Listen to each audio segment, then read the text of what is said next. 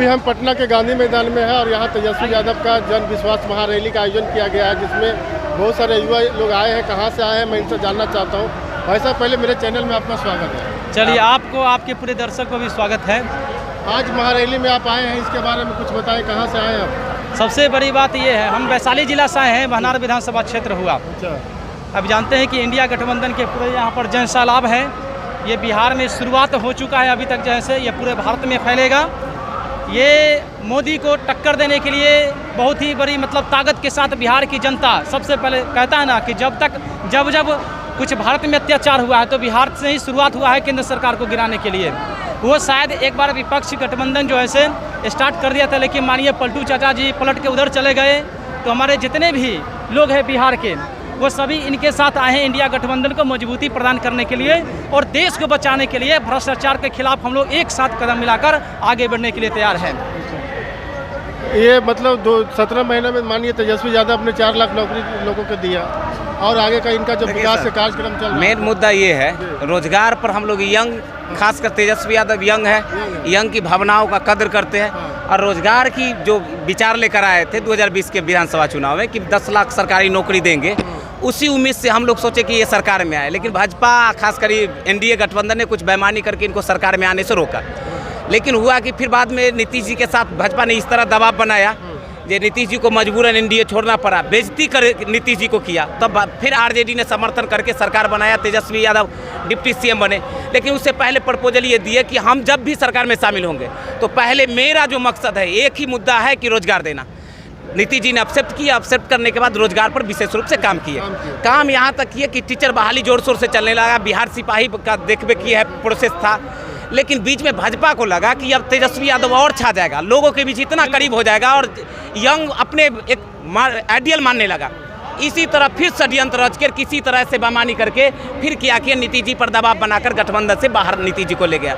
लेकिन मैं ये आश्वस्त कर रहा हूँ आप लोग को और आपके माध्यम से आपके दर्शक को और खासकर बिहार को आश्वस्त कर रहा हूँ कि नीतीश जी का अस्तित्व समाप्त होगा और जो नीतीश कुमार का नाम स्वर्ण पन्ना में लिखा जाता है उनका नाम काला अक्षर में लिखा जाएगा। क्योंकि भाजपा ने जिस तरह से हर व्यक्ति को बदनाम किया, नीतीश जी को नहीं बदनाम किया तो मेरा नाम भी विजय कुमार नहीं, याद रखेगा। नीतीश जी को निश्चित रूप से बदनाम करेगा। और मोदी जी, ये मीडिया संस्थान आपका भी है, आपका कदर करते हैं कि आप स्वतंत्रता के रूप से अपना काम करते हैं। लेकिन मीडिया का जो मुख्य चैनल है भारत का, वो कहीं ना कहीं दबाव में आया है, कहीं ना कहीं सरकार के एजेंडा पर काम करती है, ध्रुवीकरण करता है, मेन मुद्दा से भटका कर काम करता है। हम सोचेंगे कि मीडिया चौथा स्तंभ है, लोकतंत्र की एक खंभा है। लोकतंत्र को मजबूत करने के लिए भारतीय देश संविधान से चलता है और संविधान पर खतरा आ जाए और मीडिया वाले को कोई पता नहीं चले, सरकार के चापलूसी में करे। मोदी जी कहते विदेश नीति, देखा जाए तो एक छोटा सा देश आपको देख रहे हैं, म्यांमार है वो आंख दिखा रहा है, बांग्लादेश आंख दिखा रहा है, मालदीव देख रहे हैं आंख दिखा रहा है, चाइना आंख दिखा रहा है, पाकिस्तान आंख दिखा रहा है,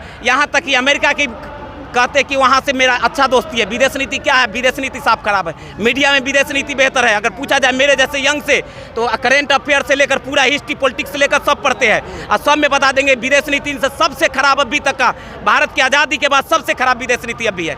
क्योंकि पूर्ण रूप से आपका कनेक्टिविटी टूट जाएगा, देश का दूसरा सपोर्ट नहीं करेगा, आप तरक्की नहीं कर पाइएगा। ये कहते हैं कि हमने विकास किए, भारत को आगे ले जाए। ठीक है, भावना हम भी मानते हैं, राम मंदिर को हम मानते हैं, भगवान को हम भी मानते हैं, भगवान में आस्था जितना मैं में है उतना दिए मानते हैं कि भाजपा के कोई नेता में नहीं होगा। लेकिन हम दिखावा नहीं करते, हम सद्भावना की बात विचार पर चलते हैं, सभी को लेकर चलते हैं, सबका विचार आगे बढ़ाना चाहते हैं। मेरा मकसद है कि भारत क्या है, हिंदू मुस्लिम सिख ईसाई जैन पारसी सभी देश है। यहाँ विविध प्रकार के धर्म के लोग, विविध प्रकार की भाषा के लोग, विविध प्रकार के क्षेत्र के लोग, दक्षिण भारत, उत्तर भारत, पूर्व भारत है, सब भारत के अलग अलग कल्चर है। लेकिन सभी कल्चर में एक विश्वास है कि भारतीय संविधान है और अंबेडकर जी को संविधान, उस संविधान के पथ पर चलते हैं। सबसे बड़ा अगर धर्म ग्रंथ है तो भारतीय संविधान है। भारतीय संविधान में सबको बराबरी का अधिकार है और मुझे अपने नेता पर गर्व है कि तेजस्वी यादव उसी संविधान के मार्ग पर चलते हुए देश को आगे बढ़ाने के लिए चल रहा है। लोकसभा फिर आ गया 15। देखिए, लोकसभा में आश्वस्त करते हैं कि इंडिया गठबंधन बिल्कुल रूप से अच्छे एकदम सपोर्ट, काफ़ी मुकाबला टक्कर रहेगा और बेहतर करेगा परफॉर्मेंस। सरकार बनाने के करीब सरकार बनाएगा इंडिया गठबंधन और मुझे उम्मीद है कि इंडिया गठबंधन सरकार बनाएगी तो बेहतर सरकार चलेगा और इंडिया गठबंधन जिसे तय करे प्रधानमंत्री के लिए, उसमें कई लीडर ऐसे सीनियर है, राहुल गांधी जी है। उम्मीद है कि राहुल गांधी जी इस तरह बढ़कर न्याय यात्रा, उससे पहले भारत जोड़ो यात्रा किए। काफ़ी उम्मीद है कि इंडिया गठबंधन में है, शीर्ष लीडर है, कांग्रेस सब दिन से आज़ादी की लड़ाई लड़ा है।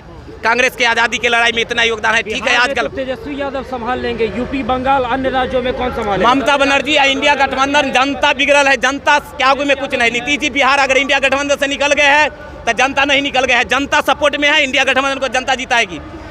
नीतीश जी को जाने से कोई फर्क नहीं पड़ने वाला है। नीतीश जी के कार्यकाल किए थे 2005 से 2010 तक, उनका कार्यकाल बहुत अच्छा था। इसके बाद इतना पाला बदले जो अपनी स्वतंत्रता, अपनी गरिमा, अपनी व्यक्ति की जो एक प्रतिष्ठा होता है उसको गिरा दिए। और हम सोचते हैं कि ऐसे नेता भविष्य में न हो जो सरकार बराबर कांस्टेबल न रहे। सरकार इधर से उधर बराबर बदलने से बिहार में विकास नहीं हो पाता है। हम सोचते हैं कि नीतीश जी को सत्ता से बेदखल जल्दी, जितना जल्दी हो उतना जल्दी कर दिया जाए, ताकि बिहार में जल्दी विकास करने वाली सरकार है, बिहार में नौकरी लाने वाली सरकार है, गरीब की सरकार है, गरीब की कल्याण करने वाली सरकार है, और बिहार में जनता का विकास हो, बिहार और आगे बढ़े, फैक्ट्री लगे, तरक्की करे। यंग का जो मांग है, सोच है, बिहार में स्वास्थ्य व्यवस्था, जैसे तेजस्वी यादव स्वास्थ्य मंत्री थे तो बिहार में स्वास्थ्य के जन विश्वास रैली पर क्या कुछ कहेंगे? देखिए, जन विश्वास रैली से मुझे उम्मीद है कि बिहार के जन जन से मुझे यही एक ही आवाज़ आ रहा है कि बिहार के जनता एनडीए गठबंधन से, खासकर मोदी से अक्षुब्ध है और उनसे एकदम पूर्ण रूप में आक्रोश में है, और तेजस्वी जी को पूर्ण रूप में विश्वास मिल रहा है, जनता का पूरे विश्वास है। आपको 15 लाख आया था? जी नहीं, खाता खोलकर अभी तक आशा ताक रहे, जीरो ऐसे ही है। जैसे कि जनधन योजना खुला लेकिन अभी तक कोई बैलेंस नहीं है, नहीं है। और जनता मुझे ही नहीं ठगा गया, पूरा भारत के लोगों को ठगा गया। मोदी जी का केवल मीडिया पर भाषण डालता, जमीनी स्तर पर कुछ भी नहीं है, इतना समझ लीजिए। जितना अपना परिचय बता दीजिए। मेरा नाम विजय कुमार हुआ, वैशाली जिला से आता हूँ। आरजेडी के जिला लेवल के युवा समिति में महासचिव हूँ, और खासकर आरजेडी के लिए, आरजेडी ही नहीं ली, खासकर संविधान के लिए हम लोग चलते हैं। संविधान बचाने के लिए, जी, संविधान बचाने के लिए, देश की सद्भावना बनाए रखने के लिए, सांप्रदायिक सद्भाव बनाए के लिए जो भी नेता काम करता है उसके सपोर्ट में रहते हैं। नीतीश जी अगर आते हैं और इंडिया गठबंधन तो उनका भी स्वागत करेंगे। इतना भरोसा है कि 3 दिन बाद मेरा CBSE का बोर्ड एग्जाम है, पढ़ाई छोड़ कर आए देखने।